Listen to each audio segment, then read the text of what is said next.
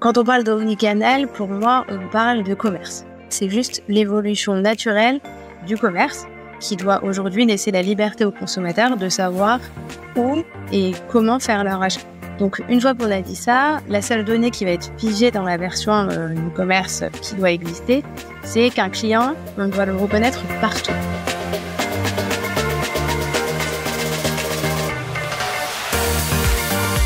Bienvenue sur Les Voix du e-commerce, le podcast incontournable de la communauté du retail et du e-commerce. Je suis Claire Dolez, coordinatrice éditoriale de Paris Retail Week, le rendez-vous majeur du commerce omnicanal, dont la prochaine édition se déroulera du 17 au 19 septembre 2024 à Paris, porte de Versailles. Véritable temps fort, ces podcasts sont l'occasion de découvrir les mentors incarnant les problématiques business du salon. RSE, data et IA, supply chain, expérience client, nouveaux paiements, marketplace et commerce omnicanal, mais aussi agencement et équipement des magasins. Afin de vous donner un avant-goût de leur prise de parole lors du salon, ces derniers nous feront entrer dans les coulisses de leur entreprise. Ils nous partageront leur mission, leur stratégie, mais aussi leur regard sur les tendances et vous donneront de précieux conseils pour répondre aux défis du e-commerce. Aujourd'hui, j'ai le plaisir d'accueillir Lisa Nakam, DG associée de Jonac, créateur de chaussures pour femmes depuis 1964, comprenant aujourd'hui plus de 100 magasins et corners, 250 employés. Jonac, c'est aussi plus de 600 000 paires de chaussures produites par an et plus de 800 000 followers sur les réseaux sociaux. Lors de nos échanges, Lisa nous parlera de son parcours, de ses missions en tant que directrice générale associée, mais aussi et surtout de sa stratégie omnicanal thématique qu'elle incarne en tant que mentor pour l'édition 2024 du salon. Lisa nous parlera également de sa vision du marché, mais aussi de ses sources d'inspiration. Bonjour Lisa, ravie de vous retrouver pour la nouvelle saison des Voix du e-commerce. Bonjour, merci de m'avoir invitée. Une toute première question qui va nous permettre de faire connaissance, mais aussi de vous replonger entre guillemets dans votre enfance. Lisa, vous baignez dans la chaussure depuis votre enfance, car Jonac, c'est une marque familiale qui a été créée par votre grand-père en 1964. Alors avant de rejoindre l'entreprise, vous avez décidé de faire vos marques dans l'univers de la distribution. Oui, c'est exact. Donc, j'ai d'abord fait mes études dans la distribution, puisque j'étais à Dauphine et j'ai fait un master spécialisé en distribution. J'ai eu la chance d'avoir un papa passionné de chaussures, mais aussi passionné du business, et qui nous a donné envie de découvrir un petit peu tous les modèles qui pouvaient exister dans la distribution. Et je suis assez tôt partie habiter à l'étranger. J'ai habité à New York et à Londres, qui étaient des pays, enfin, en tout cas des zones dans lesquelles il y avait beaucoup d'avance par rapport à la France sur justement les modèles de distribution.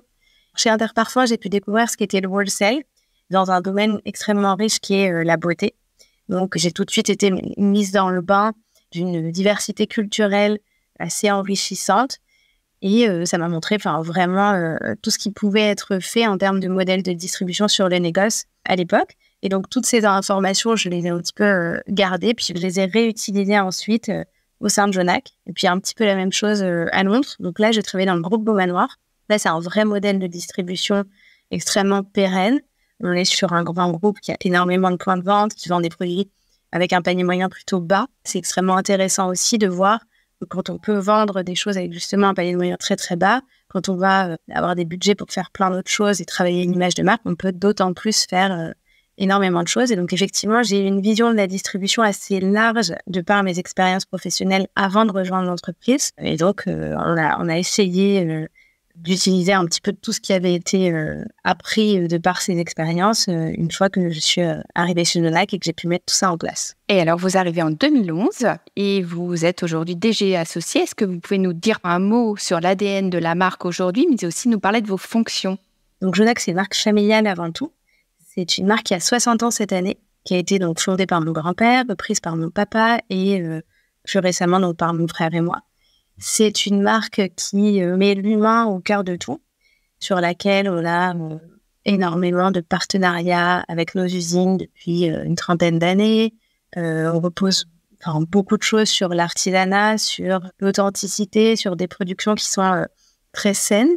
Et puis, en parallèle de toutes ces valeurs qui sont plutôt des valeurs historiques, on va dire, tout plein de valeurs liées plutôt à la modernité, à la féminité, et puis aussi au plaisir, au bien-être, au fun, parce que on considère que se faire plaisir, bien se chausser, ça doit aussi être des moments agréables.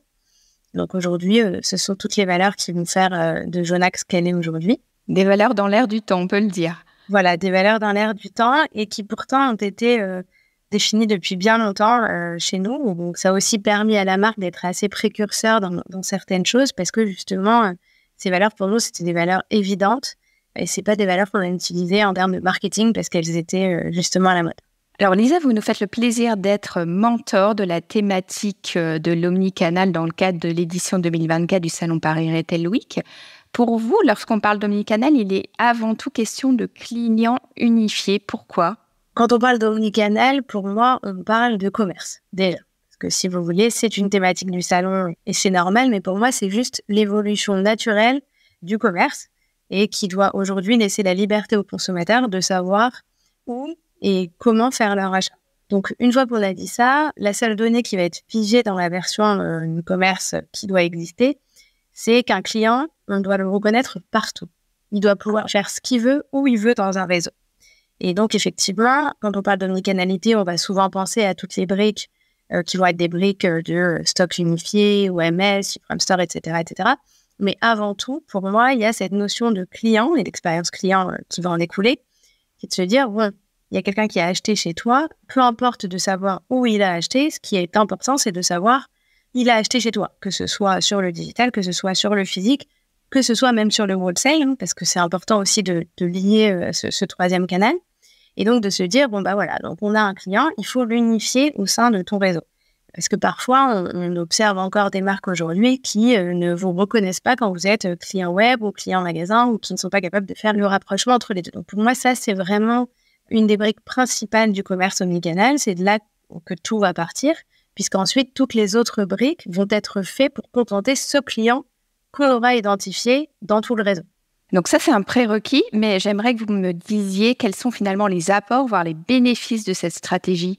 Alors, il y en a beaucoup, pour moi en tout cas. Donc, une stratégie omnicanal, ça veut dire qu'on va utiliser donc, la complémentarité de chaque canal en essayant de gommer les différences qu'il pouvait y avoir entre eux à la base. Donc, aujourd'hui, on va ajouter du physique dans le online. Par exemple, on va mettre la livraison par coursier, on va faire du SAV par WhatsApp, des choses comme ça. Et puis, on va faire la même chose de l'autre côté, c'est-à-dire qu'on va rajouter du online dans le physique, par exemple, en proposant donc, des tablettes magasins qui nous permettent de faire de l'extension de gamme, etc. Donc, les avantages, il y en a beaucoup. Déjà, donc, comme on l'a dit, on a un client unifié. Si on a un client unifié, on a une meilleure connaissance des clients, puisqu'on va cumuler toutes les informations, donc toute la data du digital, avec les informations du physique. Donc, une fois qu'on a dit ça, on va avoir les ouvertures de panier, le newsletter, les fiches vues, enfin, toutes les informations en fait qu'on peut avoir sur le digital, on va les lier aux informations du physique et ça va nous donner effectivement une base de data beaucoup plus riche. Ensuite, on va avoir une meilleure proposition pour les clients, puisque comme on connaît mieux ses clients, on est mieux capable de proposer quelque chose qui est de la valeur pour eux. Ensuite, ça va nous apporter évidemment du chiffre, du ROI, parce que dans les briques omnicanal, il y a des briques qui sont des briques extrêmement ROIstes. Donc, je pense notamment au Ship From Store ou à la tablette, puisque donc, une fois qu'on a mis en place, un OMS qui permet d'aller prendre sur les stocks de tes magasins, etc., tu vas augmenter ta rotation de stock, tu vas pouvoir gérer tes stocks d'une meilleure manière. À partir du moment où tu as des stocks disponibles, tu vas pouvoir aller les utiliser pour n'importe quelle vente d'où qu'elle vienne. Donc forcément, il y a toute une notion de ROI par rapport à ça qui n'est pas négligeable. Et d'ailleurs, c'est une des raisons pour laquelle souvent les marques vont mettre en place les briques ROIstes en premier. Parce que si vous voulez, l'omnicanal, c'est quand même des investissements. Et donc, on va tâcher très souvent de mettre en place d'abord celles qui rapportent, comme les réservations ou ces briques-là qui sont assez évidentes en termes de chiffre d'affaires. Ensuite, donc justement, on parle de stock. Pour moi, ça va aussi apporter une meilleure gestion des stocks en interne. Parce que qui dit omnicanal dit rigueur. On est obligé de se challenger pour mieux gérer les flux. Pour que ça fonctionne, à partir du moment où tu as un stock unifié dans tout ton réseau, il n'est pas concevable d'avoir des écarts de stock dans les stocks de tes magasins. Puisque forcément, tu vas avoir de la déception cliente à partir du moment où tu utilises ce stock, même sur le digital. Et puis ensuite, alors je pense que vraiment, je vous donne plein de bénéfices. Il y en a peut-être d'autres, mais peut-être un dernier qui est lié aux problématiques de la RSE. Une meilleure adaptation. simplement parce qu'une fois qu'on met en place toutes ces briques, on est capable de livrer plus près du client, on est capable de diminuer les résiduels, on est capable de produire à la demande. Tout simplement, si on va prendre sur les stocks des magasins, forcément, on peut livrer une cliente en vélo en 2 heures sur un stock qui était disponible dans un magasin plutôt que d'aller chercher le stock de l'entrepôt qui partirait dans un carton avec du colissimo qui irait sur un centre de routage, puis ensuite être réenvoyé vers la cliente, etc. Donc, il y a quand même aussi toute cette notion de problématique RSE sur lesquelles, justement, l'omnicanal répond assez bien. Alors, Lisanne, de nombreux avantages, on vient de le voir, mais quels sont en revanche les écueils? On a parlé des stocks, donc ça va être le fait de ne pas bien gérer son stock. Puisque si, effectivement, tu ne le gères pas bien, ça va désorganiser complètement le fonctionnement. Pourquoi? Parce que, donc, à partir du moment où tu travailles ce stock constamment de partout, s'il y a des erreurs, forcément, potentiellement, c'est une annulation pour une commande qui aurait potentiellement été payée par la cliente. Donc là, il y a une vraie notion de frustration chez les clients, etc. Et en termes d'expérience client, c'est très mauvais. Donc ça, c'est clairement un écueil assez important. Ensuite, on peut citer les guerres internes qu'on peut avoir, en fait, à cause des problèmes d'adhésion du personnel. Donc ça demande beaucoup de formation, beaucoup d'implication de la part des directions, puisque forcément, en général, tu as des pôles retail, en fait, qui vont gérer les magasins, et puis des pôles digitaux qui, eux, vont gérer le web. Et puis là, il faut apprendre à dialoguer ensemble, à se comprendre, etc. Parce que c'est vrai que parfois, c'est un petit peu délicat quand les entreprises sont trop en silo sur ces sujets-là. Après, peut-être aussi un écueil en termes de dialogue système, puisque il y a d'énormes aspects techniques et technologiques qu'il ne faut pas mettre de côté. Donc, il faut se reposer sur des solutions expertes pour y arriver de la meilleure manière. Et puis ensuite, peut-être simplement de ne pas oublier de mettre le client au centre de tout l'écosystème. Parce qu'effectivement, quand on regarde tous ces projets, on voit souvent beaucoup de freins. Et il faut se resituer, en fait, au sein d'un client qui vit... alors moi, dans le cadre de Jonac, c'est une cliente qui, en général, qui travaille, qui n'a pas beaucoup de temps, qui a plein de choses à gérer dans sa vie. Et donc, quand on repense à tout ça, on se dit qu'il y a beaucoup d'évolutions qui vont dans le sens des clientes. Et c'est ça qu'il faut garder en tête à chaque fois qu'on met en place cette typologie de projet. Alors, ça tombe bien, Lisa, parce que j'ai une question sur l'expérience client, parce qu'on en parle beaucoup dans le retail, l'e-commerce. Vous placez le client au cœur de votre stratégie et dites d'ailleurs dans un de vos récents posts, chez Jonac, les produits qui sont les meilleurs techniquement ne sont pas forcément les plus vendus. Je voulais avoir votre retour par rapport à ça. Oui, c'est exact. Donc, le commerce est en train de changer. C'est la raison pour laquelle il est d'autant plus essentiel de proposer une vision et des valeurs aux clients et pas juste un produit, parce qu'en fait, lui-même ne sait pas forcément ce qu'il veut. Et c'est à nous, en tant qu'entreprise, de définir ce qui va être bon pour le futur et d'essayer de pousser ces choses-là en essayant de communiquer pour lui expliquer. Donc évidemment, nous, on crée des produits forcément avec le client au cœur de tout, mais on essaye de faire en sorte que les produits qu'on lui crée lui plaisent. Après, voilà, il y a aussi toute une notion, en fait, sur laquelle la mode n'aura jamais de maîtrise, c'est que pas savoir pourquoi, il y a parfois des baisses qui vont pas forcément être ce que toi, tu aurais prévu. Mais c'est aussi à nous, moi, je pense, au fur et à mesure du temps, d'apprendre aux clients à apprécier des produits qui ont une valeur autre que juste la valeur intrinsèque du produit, justement, avec tout ce qu'on vient de se dire en termes d'omnicanalité et en termes de RSE, parce qu'au final, c'est très lié. Pour moi, il faut simplifier la vie de nos consommateurs. Toutes les évolutions qui vont dans le sens de cette simplification de vie, elles sont bonnes à prendre. Et puis après, évidemment, il faut aussi savoir se remettre en cause pour pouvoir avancer, parce que en tant qu'entreprise, il y a des choses parfois qu'on a fait pendant des années, mais qui ne sont plus au bout du jour. Donc, il faut les modifier, etc.